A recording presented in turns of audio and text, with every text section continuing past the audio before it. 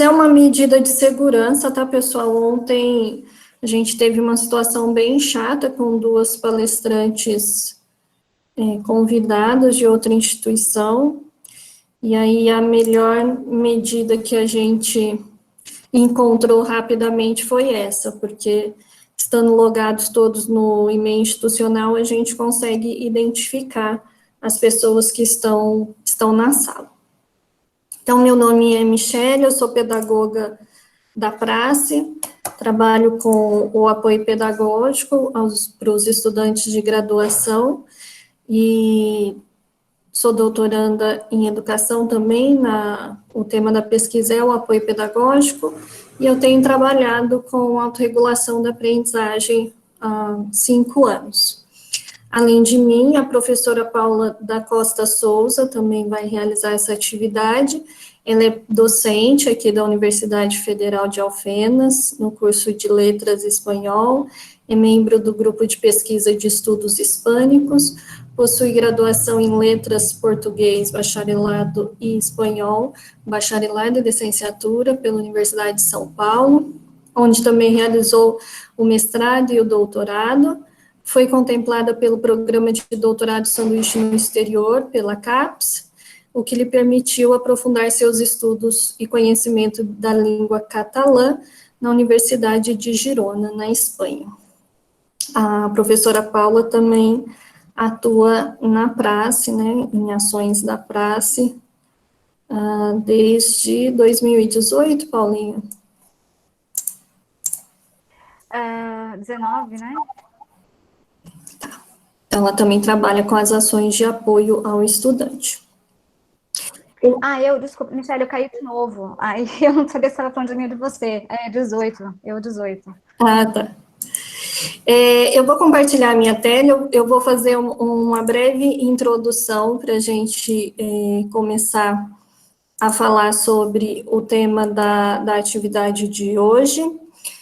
Antes que eu me esqueça, os certificados, daqui a pouco a gente compartilha o link para quem quiser solicitar os certificados. Vocês estão vendo minha tela?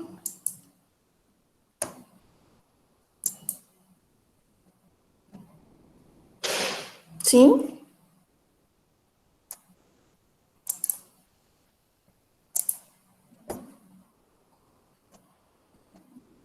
Paula, Karina, estão vendo a minha tela? Sim.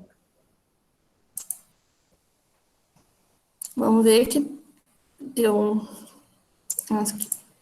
Então tá, hoje o convite que eu fiz para Paula foi para falar com a gente sobre resumo, resenha, síntese e fichamento, por ela ser do curso de letras, e essas atividades que a gente tem feito de apoio pedagógico, com convidados, com temas diferenciados, a gente tem pensado na questão da aprendizagem de forma geral, e também para esse período específico do ERI.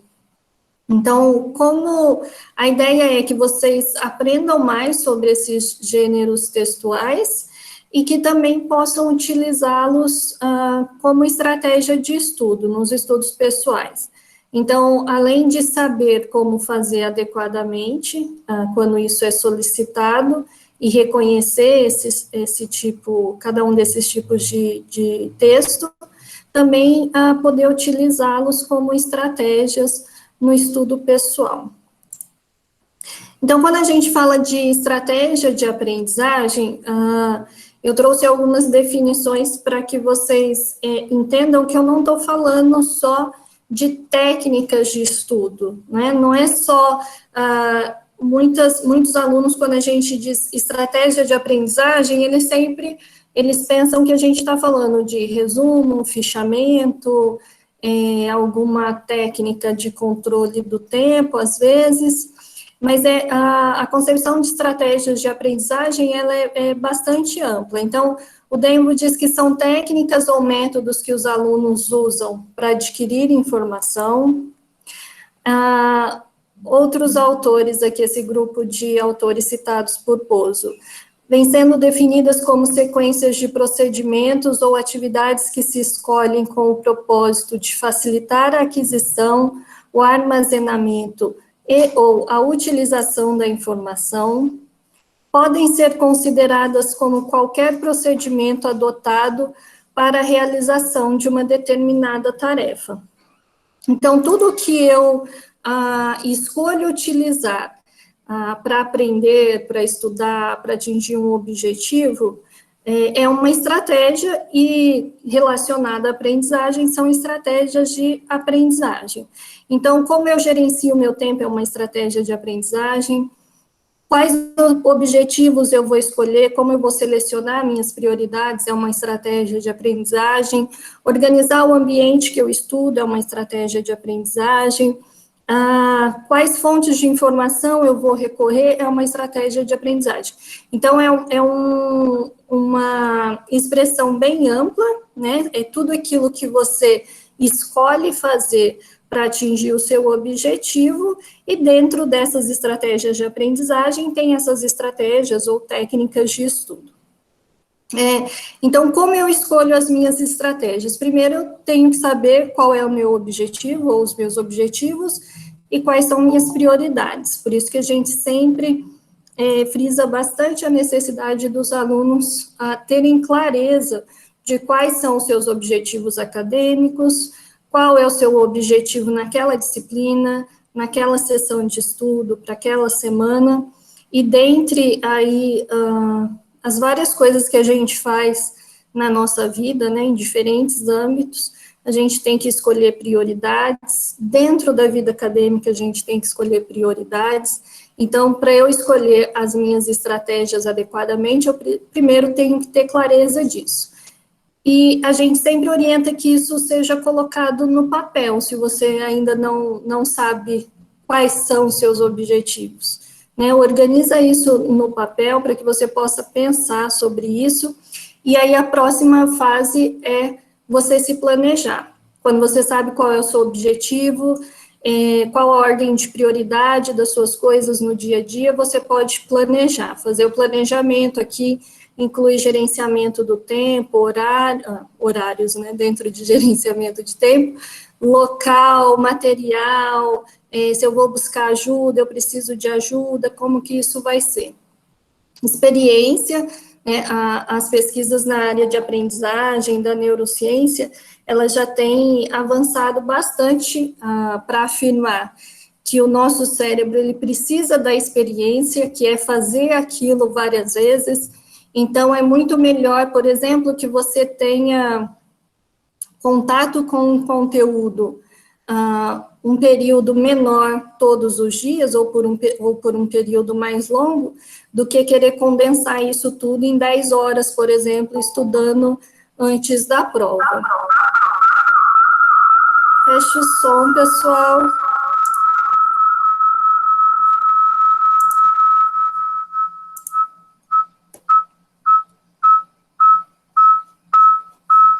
O que aconteceu?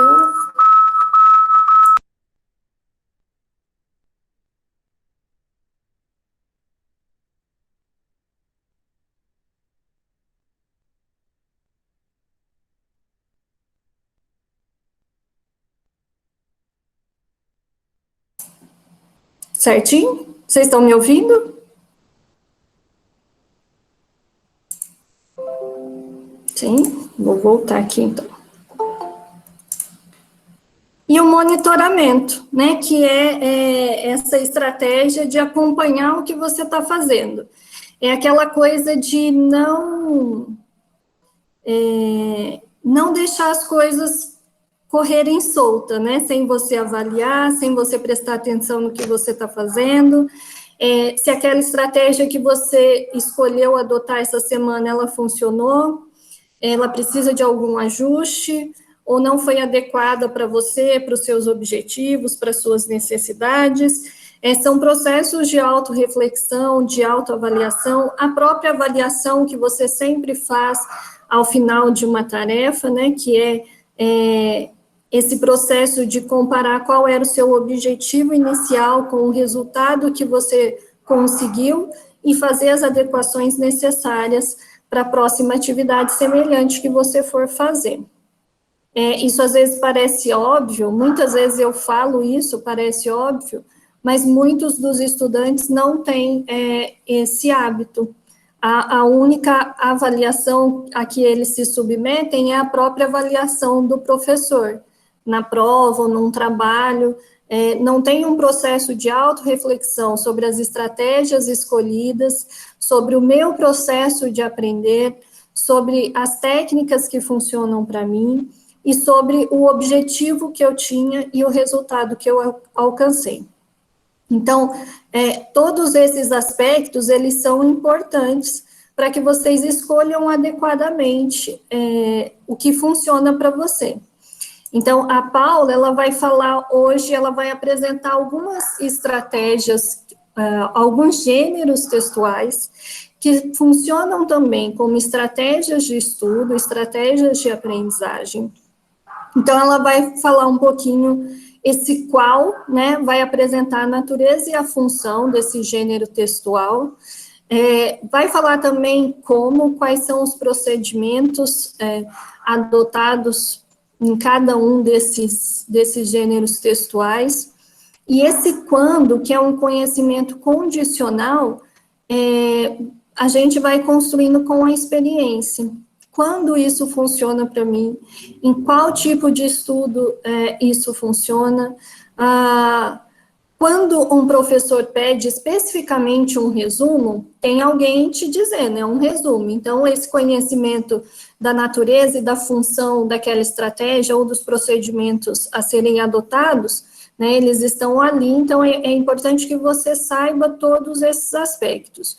Mas como estratégia de estudo pessoal, é importante que você tenha a experiência, faça o monitoramento para você reconhecer quando funciona.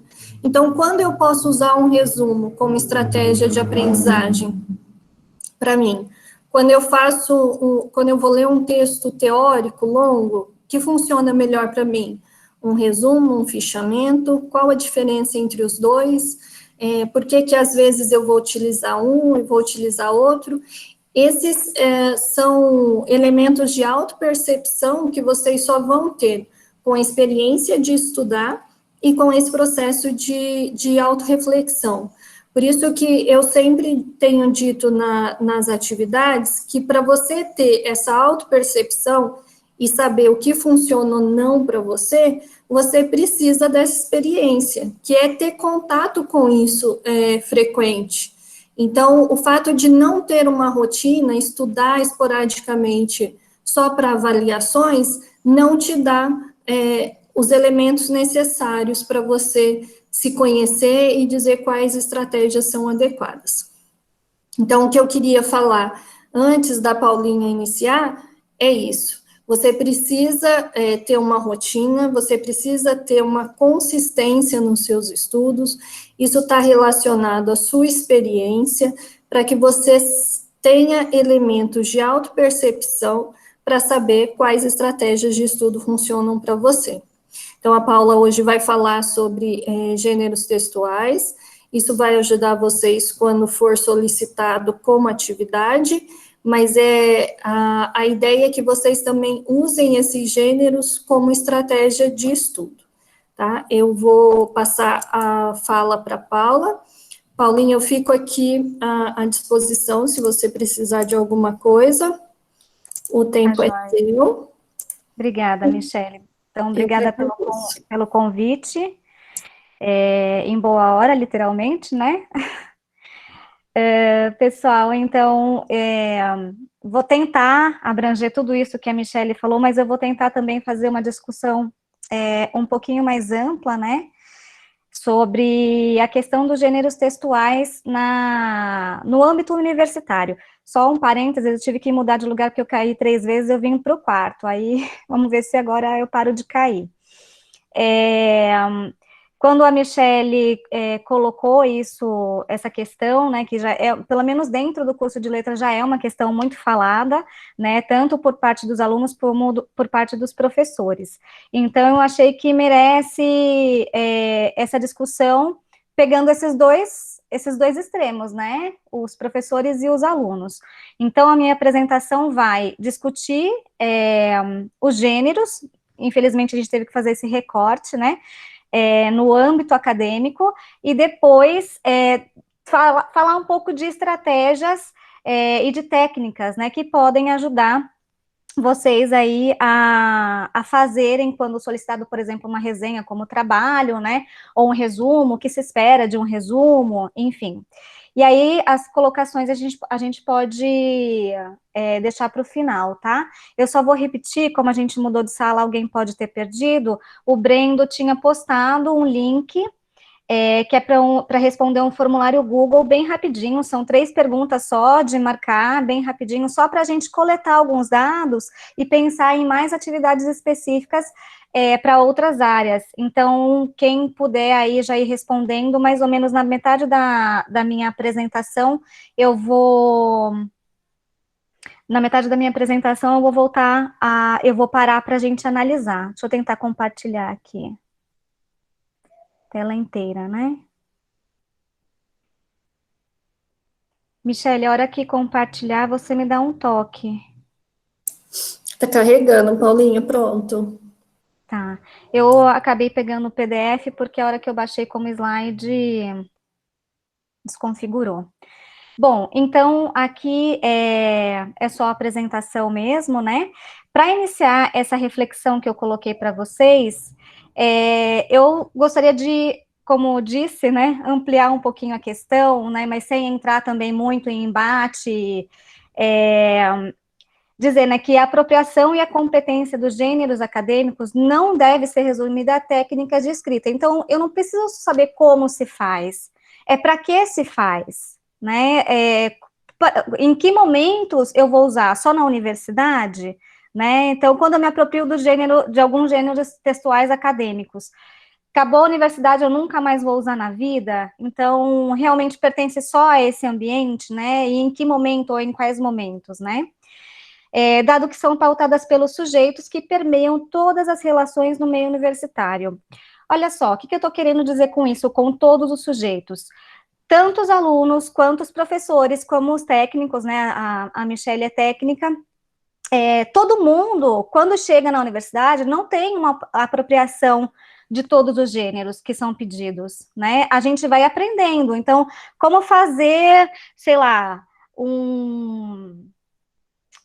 falar em um gênero que a gente usa muito no dia a dia, um despacho, né? A gente tem que dar um despacho no sistema acadêmico, por exemplo. Como é que a gente faz isso? Você não chega sabendo, né? E aí a gente encontra um limite, porque muitos professores acreditam que os alunos já deveriam chegar com essa bagagem, e os alunos acreditam que eles vão aprender a fazer isso, né, na universidade. Eu não sei qual é a experiência de cada um, né? Eu acho que deve variar bastante, mas na grande maioria, o que a gente vê no ensino médio, por exemplo, quando muito bem trabalhado, são os tipos textuais. Então, o que é um texto argumentativo, o que é um texto dissertativo, né? Nada mais do que isso. Isso não é ampliado para um gênero acadêmico, né? E ele deve realmente ser trabalhado na academia, já que é gênero acadêmico, né? Então, é dever de quem, né? Quem que vai ensinar? Como que se vai ensinar? Então, a gente tem que começar a pensar nessas questões também, tá? Eu trouxe alguns dados só para vocês verem o impasse em que a gente fica. Dá para ver bem o gráfico ou quer que eu amplie mais? Tá pequeno, Paulinho. Tá pequeno? Deixa eu... Ai, ele aumenta muito, né? Mas dá para ver. Dá? Tá. Aqui são alguns dados de 2018, né? Foi uma pesquisa muito rápida. É uma pesquisa com coordenadores de curso. Olha só o que pensam os coordenadores, né? Nessa relação de professor-aluno em relação aos gêneros acadêmicos. A pergunta foi: na grade curricular do curso, existem disciplinas voltadas para leitura e escrita acadêmica, por exemplo, produção de texto? Sim, disciplinas obrigatórias. mais ou menos metade dos cursos. Em azul, humanas, então as disciplinas, os cursos de humanas são os que mais solicitam e de forma obrigatória, nenhum solicita como optativa, e não, né, aqui a maioria dos que não solicita são os cursos de biológicas. Então, temos alguns dados relevantes aí.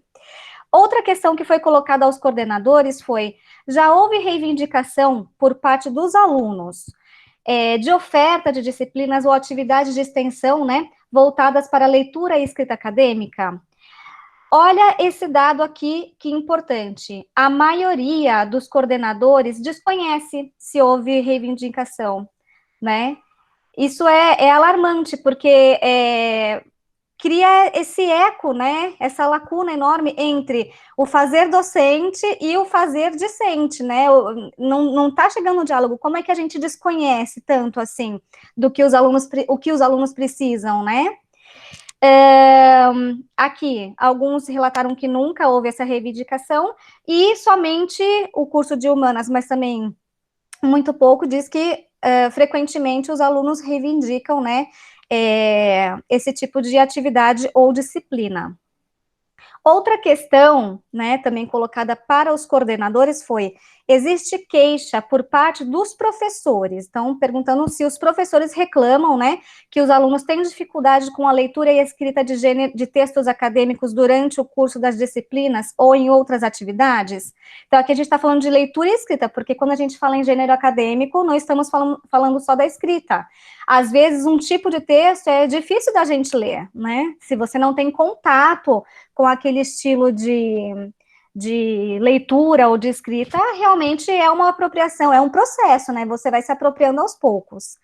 Então, aqui, a queixa.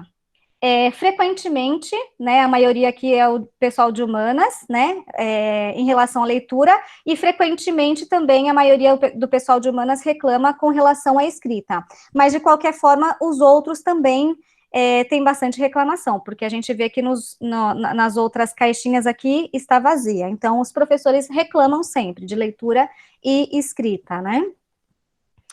E o outro dado que eu trago também existe queixa por parte dos alunos de que eles têm dificuldade com a leitura e escrita de textos acadêmicos durante o curso. Então, perguntou-se aos coordenadores se os alunos relatam queixas, né? Desconhecido, nunca, desconhecido e nunca. Então, os que falam que frequentemente, a maioria do curso de humanas, né, em relação à leitura, e frequentemente a maioria é também não, a maioria não, aí já deu um empate aqui com biológicas, né? Então, olha só o tamanho do eco que a gente tem, né? Os dois lados, parece, né, a gente viu mais a parte dos coordenadores aqui, mas parece que os dois lados relatam que há um problema, ou seja, eu não estou entendendo e o professor não explica e não me diz como fazer, né? Então, o que esses dados mostram, né? Mostram algumas direções para a gente, né? Pouco menos de 50% dos cursos prevêem seus projetos, projeto de curso mesmo, né? Disciplinas que fomentem a capacitação ou desenvolvimento de habilidades para a escrita acadêmica.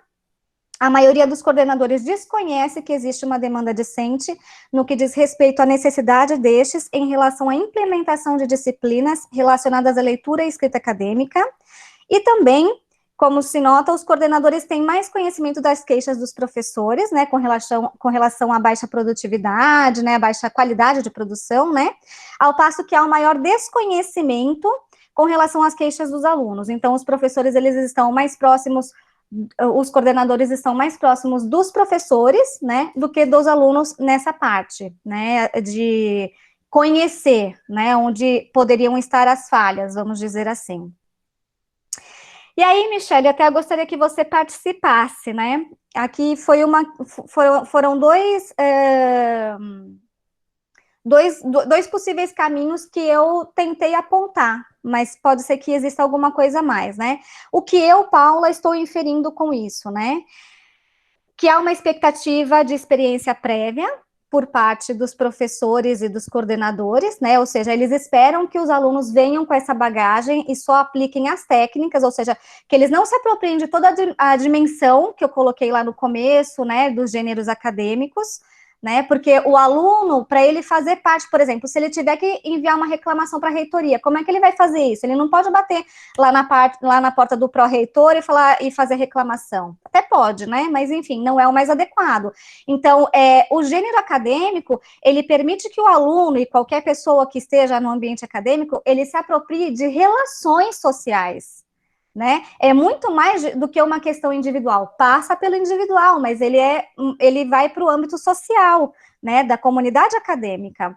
Então, existe essa expectativa, que o aluno venha com essa bagagem técnica, pelo menos, e só aplique para o gênero acadêmico, né?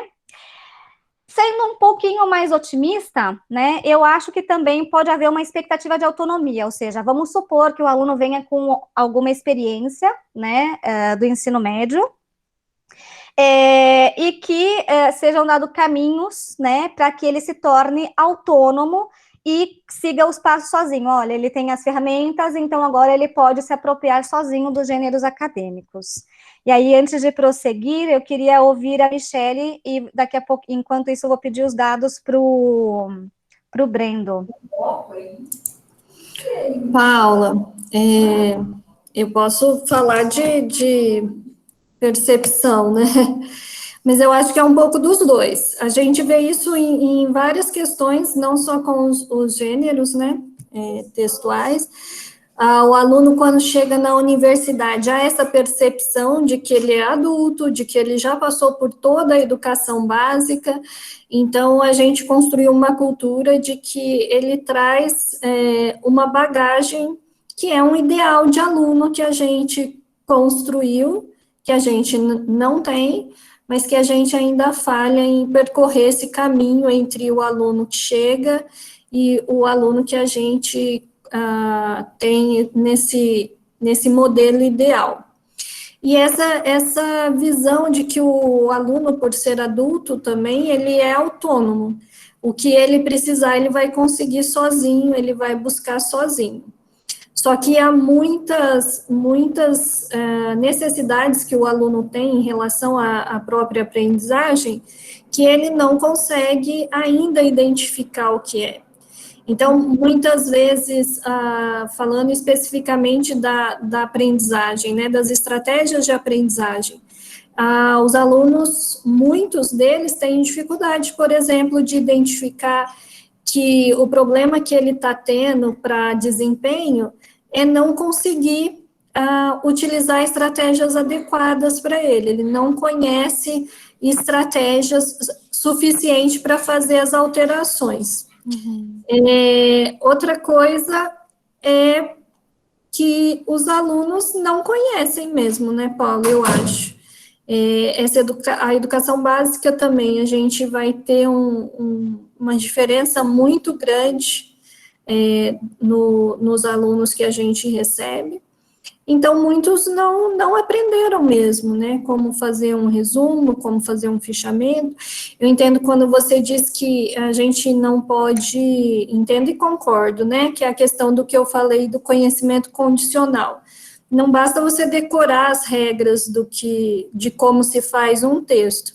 É preciso que você saiba quando, você saiba quais as demandas sociais daquele texto também, os usos sociais, né?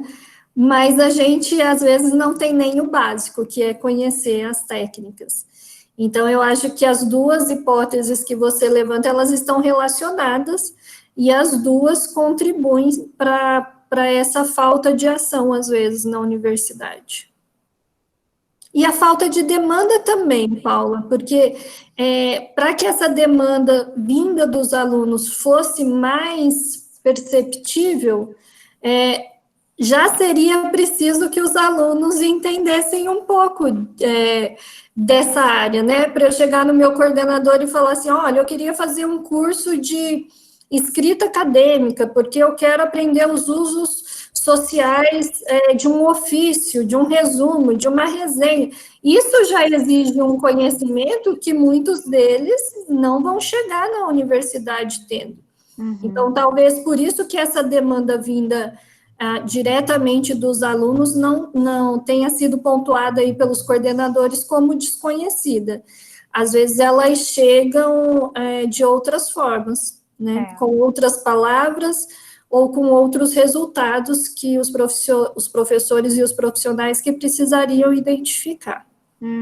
Exato. Então, tá. Obrigada. Eu acho que é nesse sentido mesmo que eu tinha tentado colocar, Michele. Brendo, Oi. e aí, conseguiu os resultados para mim? Sim, tem 53 respostas. Tá, você consegue projetar? Eu tenho que parar de É, compartilhar, né? se você quiser, eu posso te mandar o link. Então, vou ter que abrir o meu WhatsApp web.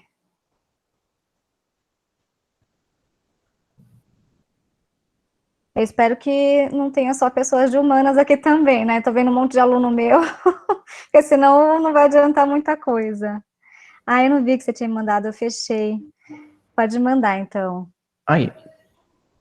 Oi? Deixa eu abrir aqui, gente, para a gente ver. Respostas.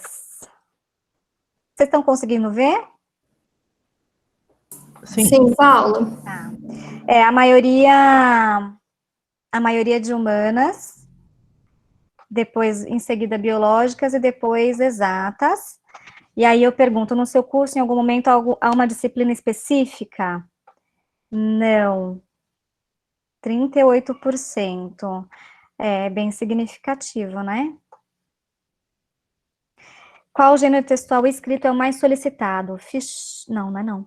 Resenha. Resenha seguida de resumo. Resenha, resumo. E síntese e fichamento quase empatados. Resenha e resumo quase empatados em primeiro lugar, e fichamento e síntese quase empatados também. Caso eu tenha respondido nenhum dos anteriores, qual é o gênero mais solicitado do seu curso? Artigo científico, projeto de pesquisa, relatório. Eu tinha pensado em relatório também, só que não deu tempo de colocar. Roteiro de estudos, olha aí, Michele. Roteiro de estudos. Interessante, né? Legal, né? A gente não tinha pensado nesse, a gente pode fazer alguma coisa sobre roteiro de estudos. Obrigada, pessoal, pelas respostas. Brendo, muito obrigada, viu? Vou fechar aqui meu WhatsApp para não sobrecarregar, e vou continuar minha apresentação. Vocês continuam vendo minha apresentação? Sim. Ok. Então, a partir dos dados, a gente vai tentar montar outras oficinas, né, mais específicas, né? Bom, aqui, mais ou menos, é aquela discussão que eu tentei colocar no começo, né, de que para a gente realmente participar, né, da academia, a gente precisa se apropriar dos gêneros acadêmicos. Para isso, existe o letramento acadêmico, né? E no ambiente em que nós estamos, são valorizados um conjunto de gêneros, né? Que, dentre os que foram citados lá no formulário, né? Tem outros também que eu vou apresentar para vocês. Eu vou tentar ir um pouquinho mais rápido para abrir mais para perguntas, tá? Por exemplo, eu peguei aqui do dicionário, tem um dicionário específico de gêneros do discurso, né? E aqui especificamente do acadêmico. Então, dentre esses gêneros textuais, né, o do discurso, estão o abstrato, ou abstract, né, o artigo científico, a conferência, lembrando que também nós não estamos falando apenas de escrita, estamos falando, dentro do gênero acadêmico, há textos orais, né, dissertação, ensaio, handout, resenha, resumo, palestra, paper, sumário, teses, etc., tá? Esse é do dicionário do Costa. Olha só, gente, isso aqui também é do dicionário do Costa. Vou tentar pegar a tela inteira. Tá dando para ver? Não precisa ler o que tá escrito pequenininho. Eu já deixei colorido o que eu quero que vocês vejam. Tá dando para ver bem vibrante o que tá em destaque? Tá. Resumo, resenha. Então, aqui eu enumerei os 4 gêneros que nós vamos, dos quais vamos falar hoje, né? O primeiro é fichamento, o segundo é resenha, depois o resumo e depois a síntese. Mas olha só, olhando direto... eu tô mostrando com o dedo, gente, desculpa. Vou mostrar com o mouse agora. Olha só, é o mesmo dicionário de gêneros que eu peguei. E o que eu coloquei em destaque é para vocês verem como eles não têm uma separação muito clara, tá? O único que realmente não se mistura com os demais é o fichamento. Então, olha só, a resenha, ela é colocada por Costa como também resumo e síntese. Então, isso não quer dizer que são sinônimos, mas sim que compartilha, né, de características também com o resumo e com a síntese. Por isso que às vezes é muito difícil. Eu lembro que eu fiquei um tempão falando com os meus alunos aí de primeiro semestre, né, tentando diferenciar resumo de resenha. Por quê? Realmente compartilha muitas características, tá? Lembrando, isso nós vamos ver daqui a pouquinho, mas só adiantando, nós temos muitos gêneros híbridos, né? Aliás, os gêneros puros são os mais difíceis de encontrar, tá? Parece que o fichamento é um gênero puro, porque ele não está misturado, entre aspas, né, com mais nenhum, não compartilha características aparentemente com mais nenhum, né? Então, olha só, a resenha, ela compartilha características tanto com o resumo quanto com a síntese, e o resumo, a mesma coisa da resenha, o resumo compartilha características com a resenha e com a síntese, e a síntese compartilha características com o resumo. Não sei se ajudou muito ou se complicou mais, né? Mas isso é para mostrar, assim, visualmente mesmo, né? Eu não vou nem ler o que está escrito aqui nos verbetes, né? Nas entradas que nós temos. É só para nós vermos, né? Coloridamente, que nós temos uma grande mistura, né? Umas características compartilhadas. Vou falar brevemente um pouquinho de cada um, e hoje a gente vai se concentrar mais em resenha e resumo. Bom, o fichamento, realmente ele vem daquela prática, eu não sei hoje, eu fiquei em dúvida com isso, depois vocês, por favor, coloquem aí no chat para mim, né, quem falou lá que faz fichamento, eu quero saber hoje como é que faz, porque eu tinha aquela pastinha sanfonada com as fichas de pauta desse tamanho, né, para fazer fichamento de livro, ainda devo ter algumas por aí perdidas no meio de algum livro.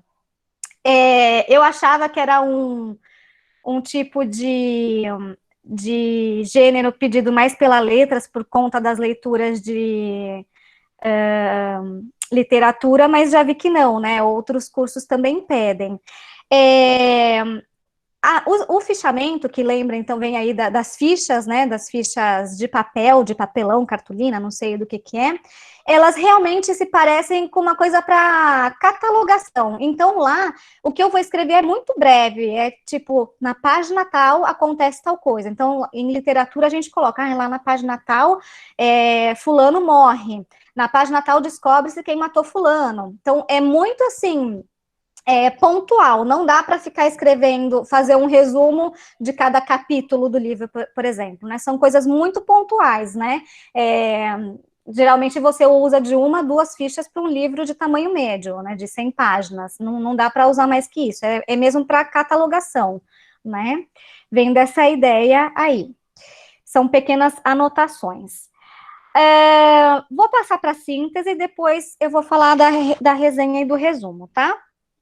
A síntese, que aqui está colocada, que compartilha características com o resumo, eu acho, sinceramente, pessoalmente, a mais difícil de fazer. Porque você fazer um resumo, você dá conta, você leva 1, 2 páginas, né, de algum livro, de alguma coisa, e dá conta.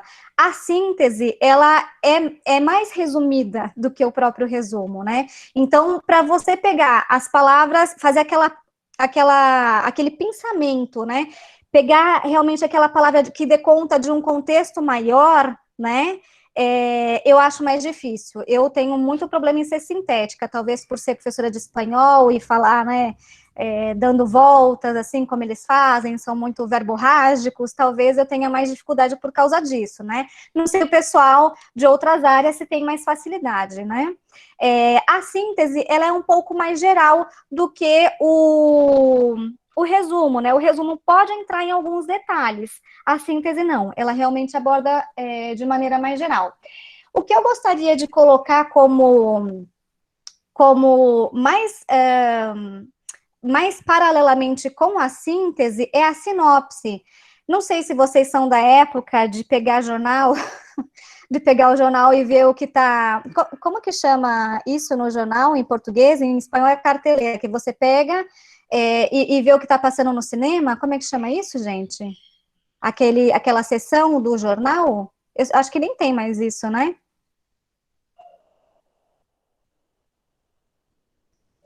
Eu não sei, Paula.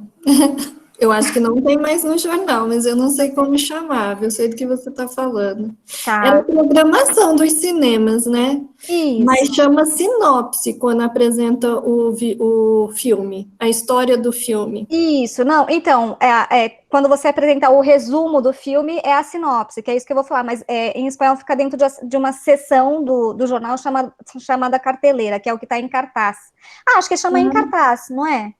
É a programação dos cinemas. Tá, bom, enfim. Então, se você fosse lá no jornal antigamente, igual a Michelle, eu e mais alguns aí, nessa sessão, né, do que está em cartaz, você ia ver as sinopses do filme. A sinopse era, sei lá, agora com DVD aumentou, né? Mas era uma coisa muito resumida. É a história de fulano que sai em busca de tal coisa, ponto. São duas frases, né? Então, de tamanho, a síntese, ela está, né, entre a sinopse e o resumo. Não é tão resumida quanto a sinopse, né, porque jamais você pode contar o final, né, mas não é tão grande quanto o resumo. Eu acho que, assim, para ter, assim, uma gradação, a gente poderia pensar, bom, a sinopse é bem pequenininha, lá de 2, 3 frases, ou um parágrafo que seja, né? A síntese, que é um pouquinho maior, é mais geral, e o resumo, que é um pouco mais expandido, né? Então, se vocês quiserem alguma dica, é essa que eu tenho para dar. Agora, vamos falar de resenha e resumo. O resumo, eu acho ele, bom, como os outros também, né, principalmente o fichamento, eu acho uma das melhores técnicas para se poder estudar. Pelo menos para mim é a melhor, né? Claro que quando você já tem uma experiência maior, você consegue fazer uma síntese. Por exemplo, o que a gente faz nos slides são sínteses, né?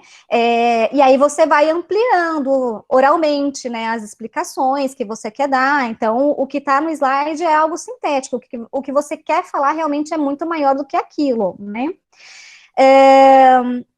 Então, o resumo, para mim, é uma das melhores técnicas, como eu estava dizendo, né, porque você pode anotar detalhes que às vezes não são tão detalhes assim, né, e ele, como a gente viu, compartilha essas características com esses dois gêneros aqui, né, não tem um tamanho, né, eu acho que se o resumo for pedido como uma forma de avaliação por um professor, o professor acaba delimitando o tamanho. Se for para o seu estudo, né, é aquilo, não dá para fazer resumo, por exemplo, você vai ler um artigo de 10 páginas, o seu resumo não pode ter 5 páginas, né?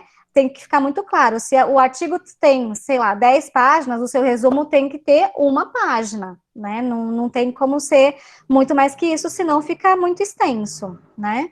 Mas ele não tem mesmo uma extensão determinada, certo? A resenha, bom, no resumo, por exemplo, eu peguei lá, então, um artigo, eu vou fazer um resumo sobre o artigo, porque esse artigo vai cair na prova. Esse artigo, então, eu fiz lá o meu resumo, eu não vou fazer reflexões em cima dele, eu não vou fazer inferências, aqui eu anoto lá no meio do meu resumo, aqui eu acho que o autor quis dizer tal coisa. Não, o resumo, ele tem que ser os dados apresentados pelo autor, por isso que a gente vai usar, o autor aponta, o autor define, você não vai pensar em como você pensa, você vai apenas explanar as ideias que o próprio autor coloca, tá? Então, um resumo, no resumo a gente não pode fazer esse tipo de interferência, tá certo? Lembrem sempre disso, porque isso é um dos maiores detalhes, uma das maiores características que vão diferenciar o resumo da resenha, tá? Na resenha, a resenha, ela tem um resumo dentro, né? Ela apresenta, às vezes até capítulo por capítulo de forma resumida, mas ela faz uma apresentação, ela faz uma situação, ela situa a obra, né? De quando essa obra, qual a importância para o tempo, ou com quais obras ela dialoga, com quais obras estudadas na disciplina ela dialoga, né? E no final se faz uma consideração reflexiva sobre a obra que está sendo apresentada, né?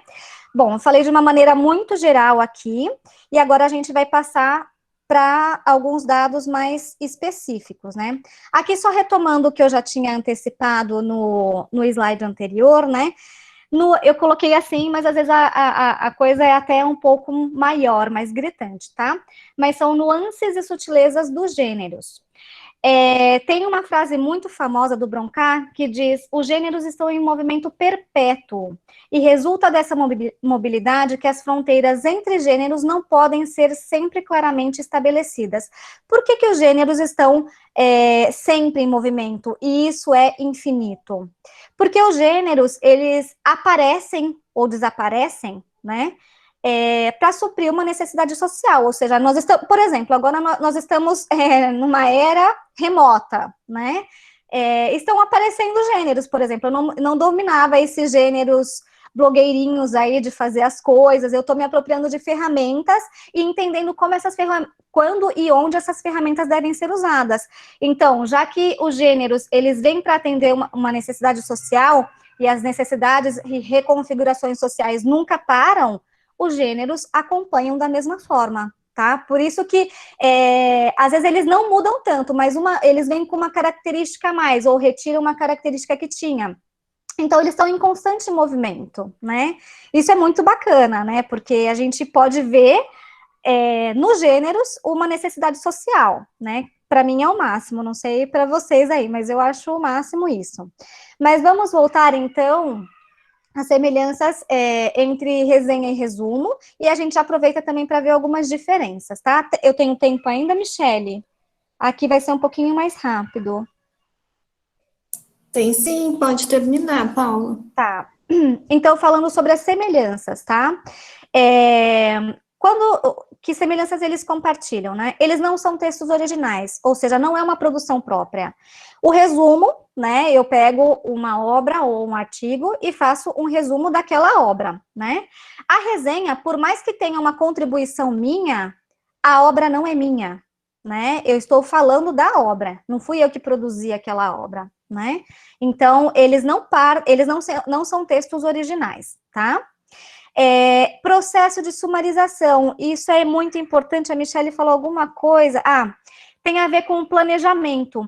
Então, ambos têm um processo de sumarização, ou seja, você tentar fazer aquele texto mais conciso e trabalhar ele dentro do seu trabalho, né?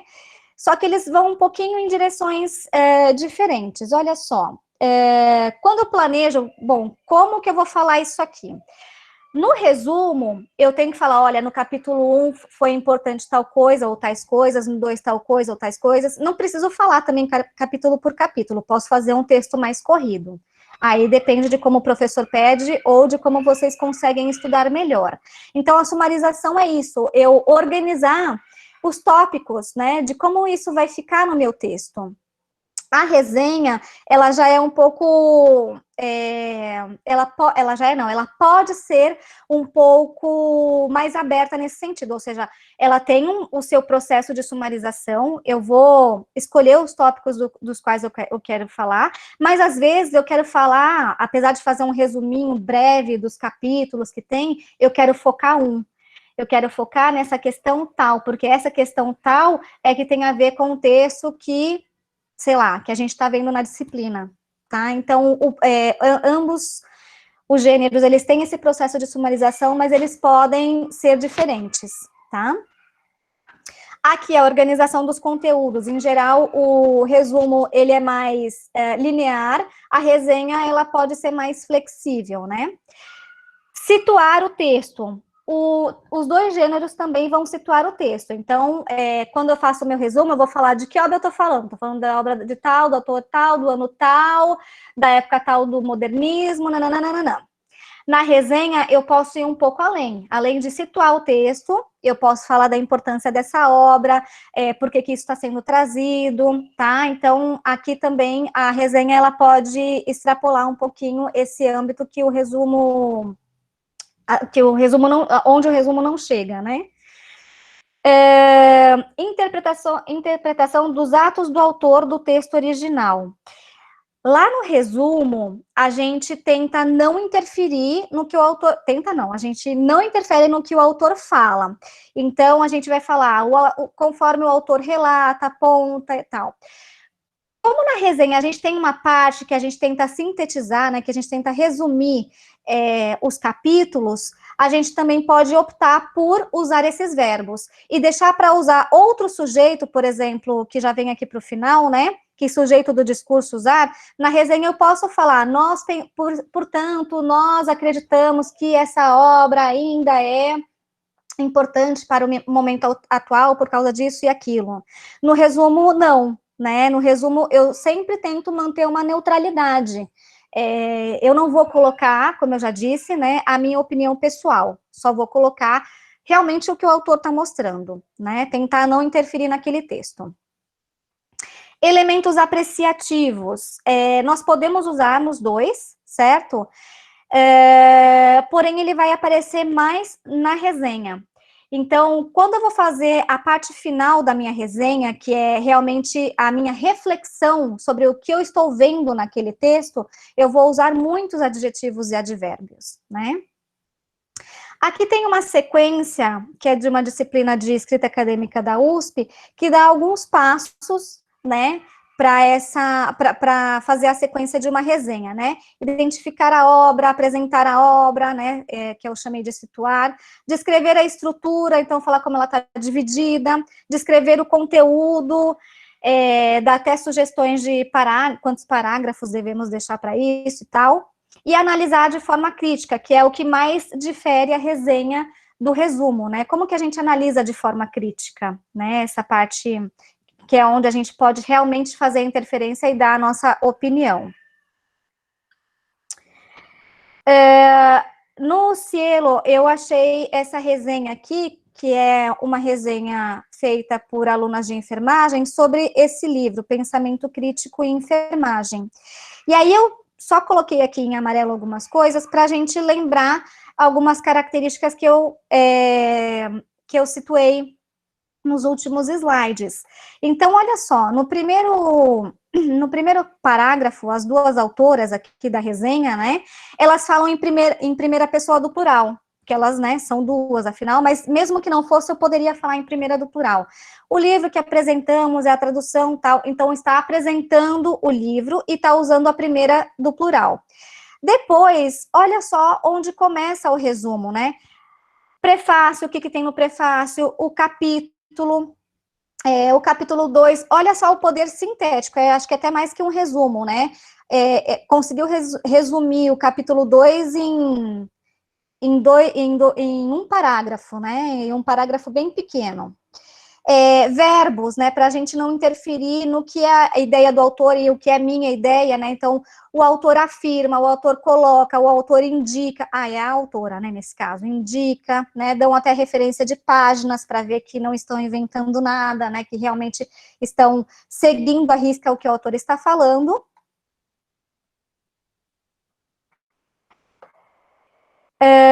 Aqui elas estão tentando fazer um fechamento, né, finalmente no último capítulo, tal. Então, vão apresentando capítulo por capítulo.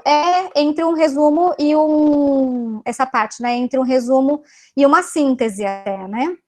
E aqui, só no último parágrafo, é que elas fazem uma análise crítica, né, que é a principal característica aí da resenha. De forma geral, a tradução do livro está de boa qualidade, é mais uma obra em português e um guia para aqueles que desejam conhecer mais sobre o pensamento crítico, principalmente sob o enfoque prático.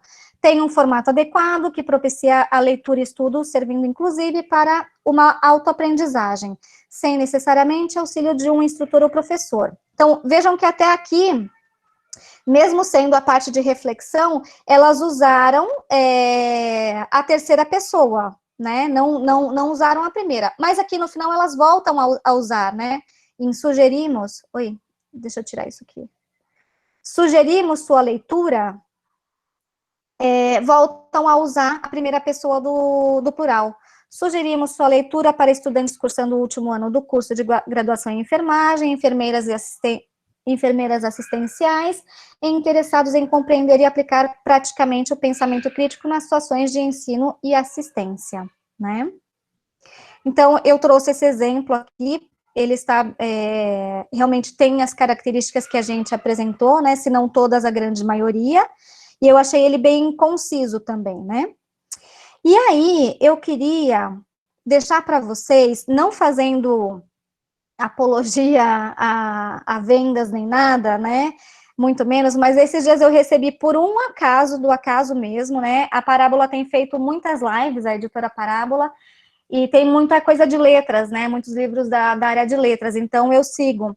E por um acaso eu recebi esses 2 vídeos e eles estão muito bons. Eles, claro, são propaganda de um livro, mas as 2 autoras, elas colocam de forma muito clara, elas ampliam essas características, elas colocam mais detalhes ainda. Então, eu deixo para vocês assistirem, tá lá no YouTube disponível, são 2 vídeos de aproximadamente 25 minutos cada um, né? E eu acho que vale muito a pena vocês assistirem, se ainda tiverem dúvida, né?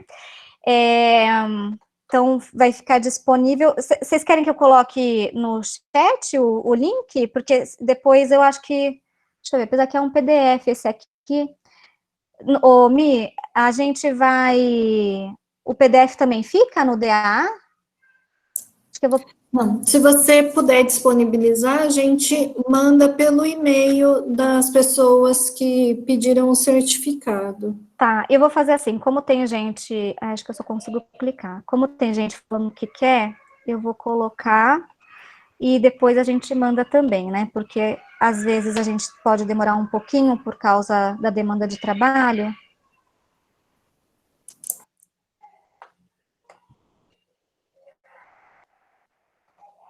E também na Parábola, eu não assisti, não sei como tá, mas tem um que fala sobre pesquisa e algumas coisas, tá? Então, quem quiser ver outros gêneros que envolvem aí mais o lado da pesquisa, também tem esse. Eu não assisti, não sei a qualidade, mas parece que tá bem bacana o vídeo, tá? Essas são as referências que vão ficar constando para vocês também. E agora eu abro para perguntas. Deixa eu terminar aqui, parar a apresentação.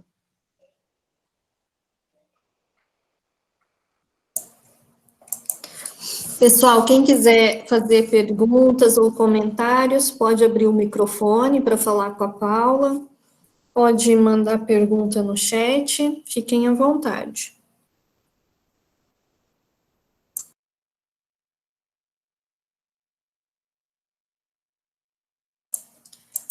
Não, acho que uma aluna tinha escrito aqui. Nabi escreveu que nos jornais existiam os cadernos de cultura, onde havia os resumos de novelas e dos filmes em cartaz no cinema. Ah, é verdade. A Letícia pediu para disponibilizar os slides, a gente manda depois pelo e-mail, Letícia, de quem pediu o certificado. Você já disponibilizou o link para o certificado? Já. Tá. A Emily tinha dito que confunde muito resumo e síntese. Então, Emily, a síntese, ela é mais sintética, ela é menor do que o resumo, né? E ela é mais geral. No resumo, você consegue colocar mais detalhes. Na síntese, você tem que apresentar algo muito geral. Por isso que eu dei até esse exemplo, né? De uma forma gradativa. Se a gente fosse pegar do menor para o maior, eu colocaria nessa escala sinopse, síntese e depois o resumo, tá? Então, a síntese, ela não é tão pequena quanto a sinopse, e também não é tão extensa e detalhista quanto o resumo. A Dara, desculpa, disse que tem dificuldade em fazer resumos. Aí, além do que você falou, você indicou esse vídeo, e tem algum outro livro, Paula, que você indicaria sobre gêneros textuais? Ai, tem muita coisa sobre gênero textual, tem até na internet, assim, às vezes você consegue uns PDFs bons. Esse dicionário, por exemplo, dos gêneros, eu consegui com um amigo que conseguiu na internet. Tem, eu não vou lembrar de cabeça, porque eu não uso, né? Eu não dou aula de escrita acadêmica. Eu posso ver o que eu usei na graduação. Mas o Geraldo deve ter, a gente pode Pedir pedir para para ele ele. mandar por e-mail, né? Aí, olha, a Letícia, a Wendy e o Eduardo e Nabi pediram para falar sobre fichamento. Então, o fichamento, na verdade, eu fiquei até meio surpresa de ver que o pessoal ainda pede fichamento. Eu não sei se eles fazem mais para estudo ou se os professores pedem, né?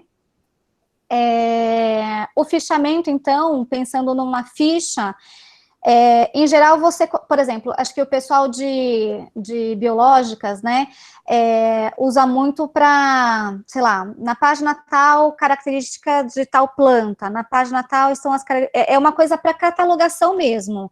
Então, é como se você colocasse assim, pensa em roupa, você é responsável por uma loja, você tem que montar um catálogo de roupa. Então, o que você coloca nesse catálogo? Coisas muito básicas, tamanho, cor, gênero, né, masculino, feminino, infantil, tal. Então, são coisas muito pequenas, não dá para colocar nenhum detalhe. Você coloca, digamos, estou chutando, tá? Por página, uma frase para resumir aquilo lá que aconteceu.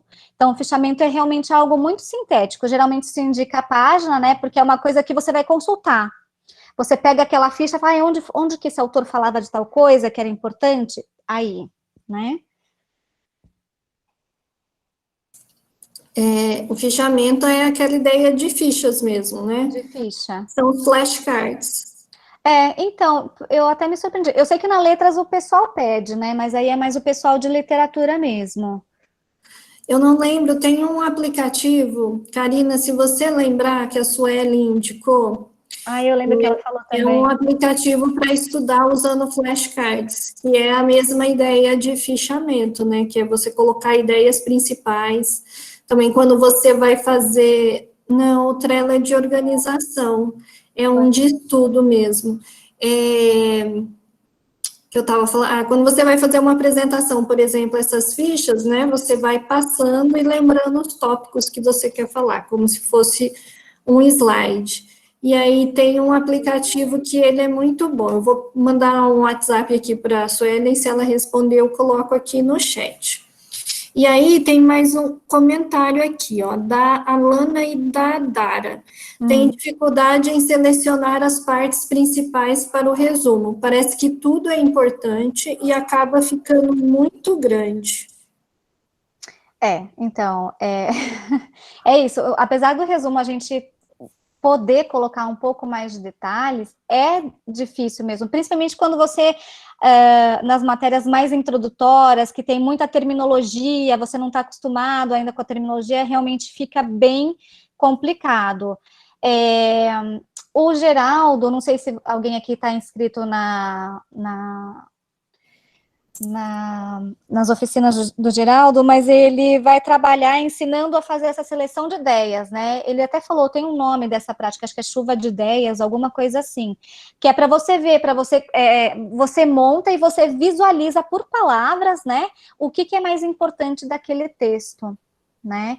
Então, e que eu chamei, né? Na minha época era o pensamento. Então, o que você tem que parar e pensar, tá? Disso aqui.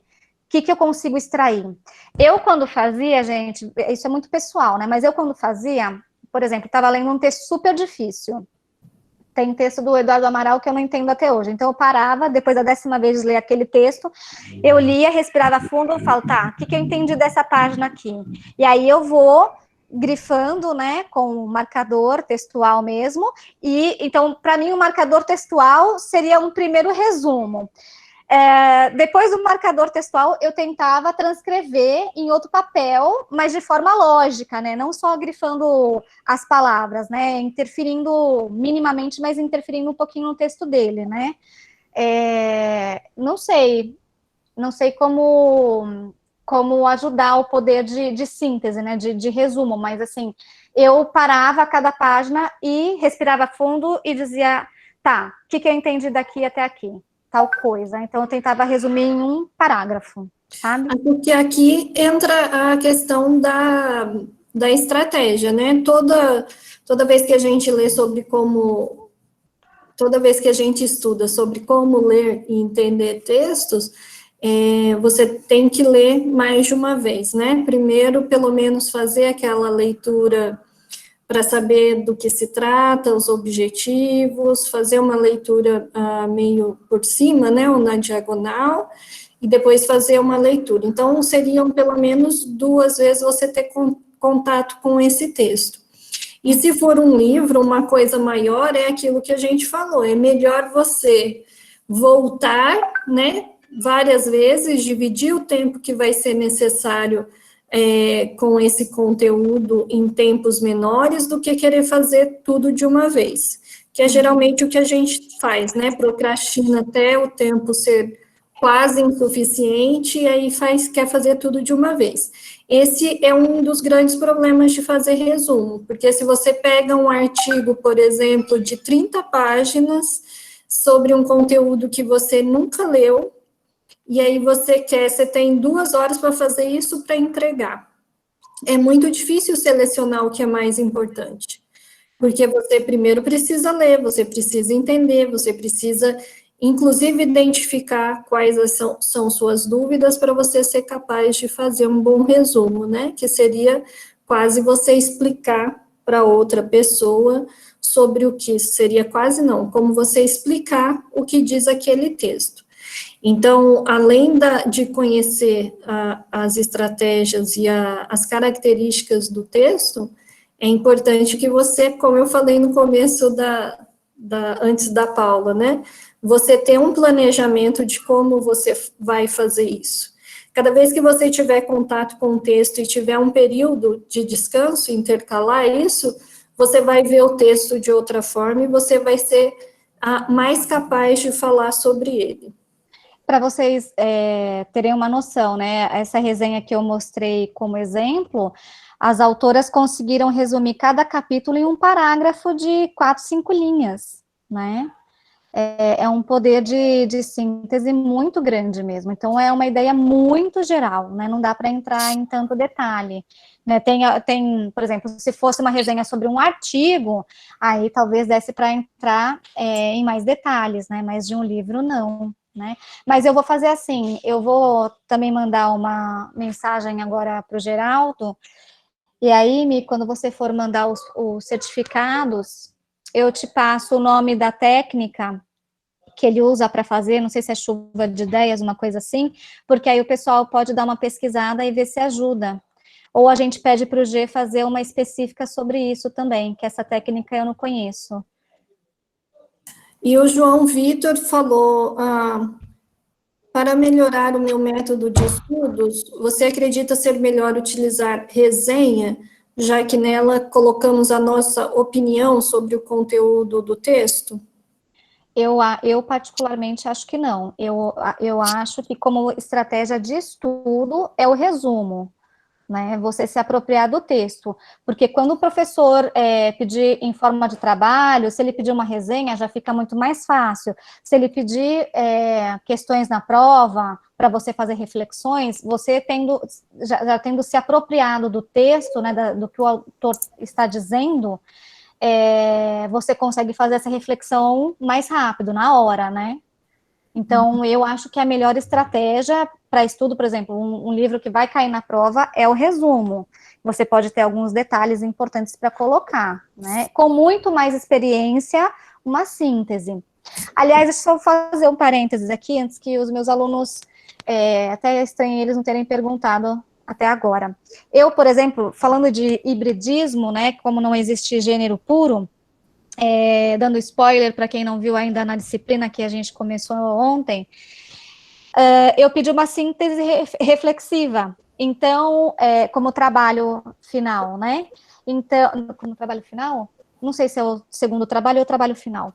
Então, olha só, eu quero que seja algo menor que o resumo, mas que haja um olhar sobre aquele texto, né, uma reflexão do próprio aluno. Então, eu quero uma coisa concisa, né, mas com alguma consideração particular, né, a visão particular daquele aluno, tá? Então, o que eu peguei? Eu peguei uma característica que é da síntese, algo pequeno, um resumo menor, e peguei uma característica da resenha, que é uma reflexão para o fechamento aí, tá? Então, síntese reflexiva é, por exemplo, um dos gêneros híbridos que nós temos.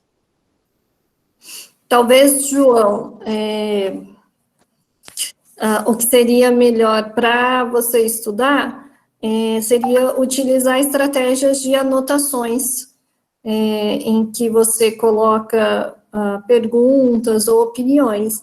A gente fez semana passada uma atividade sobre anotações, foi bem legal, tá lá no YouTube também do departamento, que a gente já compartilhou o link aqui, e aí tem algumas técnicas de fazer anotações, e aí você tem esses espaços para anotar alguns questionamentos, etc. Mas é o que a gente sempre fala também, é preciso ter essa experiência, autoavaliar e ver se deu certo para você ou não. E é aquilo, né, Michele? Cada um tem uma maneira de aprender. Eu lembro, não sei se da sua época, mas deve ser, né? A gente deve ter mais ou menos a mesma idade. Imagina, eu tenho 20. Como 2020 foi cancelado, na sexta eu vou fazer 18 de novo, gente. Então, mas aí, o que eu ia te falar? Na época que eu fazia, acho que eu estava no fim da graduação, os professores ainda aceitavam trabalho à mão, né, na minha época, então, de faculdade. E aí, eu lembro que quando eu comecei a escrever o mestrado, eu não conseguia escrever direto no computador. Então, eu tinha vários cadernos, eu ia lá escrevendo, reescrevia, né, no caderno, e acho que só a terceira ou quarta versão é que eu conseguia passar para o computador. E ainda imprimia, lia no papel, porque eu ainda sou muito do papel, né, agora já consegui me livrar um pouco. Então, tem que ver, eu sou uma pessoa que se eu anotar, dificilmente eu esqueço, né? Logicamente, agora a gente consegue fazer as anotações no computador e tal, mas anotar à mão mesmo, eu esqueço menos do que se eu anotar no computador, né? Então, tem que ver, cada um tem, não é só sobre a estratégia de estudo, é como você aprende. Tem gente que é mais visual, né? Aí vem aquelas competências. Tem gente que é mais visual, tem gente que é mais auditivo. Meu marido mesmo, ele fica repetindo igual doido em voz alta, né? Porque aí ele grava, entendeu? Então, cada um tem a sua habilidade especial aí para estudar, né? Talvez o flashcard seja uma opção para quem é mais visual mesmo, né? Mas a gente vai continuar trabalhando isso, gente. Esses dados que a gente coletou é para realmente a gente ir pensando, né, em formas de dar mais apoio para vocês. Tem um último comentário da Bárbara. Sou aluna do PPGPS e agradeço às professoras pela oportunidade em poder participar. Sei o quanto esses temas são importantes para os alunos, inclusive é um assunto em pauta entre os mestrandos. São questões essenciais que nenhum aluno pode sair da graduação sem saber. Falo isso por experiência, então que os alunos da graduação aproveitem para não passar aperto na especialização depois, na pós-graduação. É verdade, gente. A gente continua aprendendo sempre. Uma aluna falou que foram pedidos 2 fichamentos, acho que foi a Emily. Foi solicitado os fichamentos por 2 professoras. Eu acho interessante, se houver dúvida do que a professora espera desses fichamentos, esclarecer com ela. Uhum. Porque, às vezes, tem um modelo formal do que seria um fichamento, né, um padrão, mas a professora, na hora que pediu, também tinha uma ideia já do que ela queria. Então, é sempre importante que, se não ficou claro para você o que a professora espera, qual o objetivo dela nesse trabalho, pergunte para ela, tá? Além de conhecer o que é um fichamento, mas pergunte para ela também, para que não haja essa diferença aí entre o que você pensa que é um fichamento e, às vezes, o que você vai encontrar de explicação na internet e o que a professora espera que seja entregue. Isso, eu também acho muito importante, porque a prática me mostrou que, como nós, os professores, né, cada um vem de um lado, cada um vem de uma instituição, não é tudo igualzinho, entendeu? Eu aprendi muita coisa aqui na Unifal, falando, por que aqui é assim, né, que estranho. Então, eu acho importantíssimo perguntar para o professor, olha, o fichamento é assim, assim, assim, que o senhor espera, né? Eu acho importante também. E o que a menina da pós falou, quem que era mesmo? Bárbara. A menina da pós? A Bárbara. Bárbara, concordo com você, é um tema que a gente tem que ver agora, não deixar virar bola de neve, porque vou falar só da minha experiência, mas eu acho que não estou longe da experiência dos pós-graduandos. A pós-graduação é muito solitária. Na graduação você faz muito trabalhinho em grupo, não sei o quê, um vai ajudando o outro. Na pós, como você tem um tema muito específico, vai cada um para um lado. Então, aquela rede de apoio, ela meio que some, né? Eu acho a pós-graduação mais solitária, e por isso fica, às vezes, mais pesado, né? Então, se você já não for com essa apropriação, eu acho bem complicado, viu? Paula, abre a câmera para a gente se despedir, agradecer você. Obrigada por você ter aceitado participar, por ter feito a atividade com a gente, foi ótimo. Imagina, eu que agradeço. É um tema que a gente pode falar várias vezes e eu acho que é sempre bom a gente aprender mais sobre como escrever e sobre como escrever na academia. Exatamente. Então, muito obrigada. Imagina. Quer falar alguma coisa para encerrar? Eu espero ter ajudado, né? A gente está sempre à disposição e vamos seguir coletando dados para ajudar vocês, né? As oficinas do Geraldo foram pensadas, né? A partir dessa live aqui, a demanda foi muito grande, nós vamos tentar ampliar um pouquinho e depois ir repetindo para que mais pessoas possam fazer as oficinas dele também, tá? Eu mando depois o nome da estratégia para a gente dar uma pesquisada aí, tá bom? E é Obrigada, isso, gente. Paulinha. Obrigada. Pessoal, eu vou encerrando aqui, eu já vou carregar o vídeo lá no canal do YouTube, vai ficar disponível, e depois a gente envia os slides que foram utilizados, e se houver alguma indicação de livro, depois a gente manda por e-mail também, tá bom? Tá bom. Boa noite, obrigada para todo mundo, bom descanso. Tchau, tchau, gente. Obrigada. Tchau.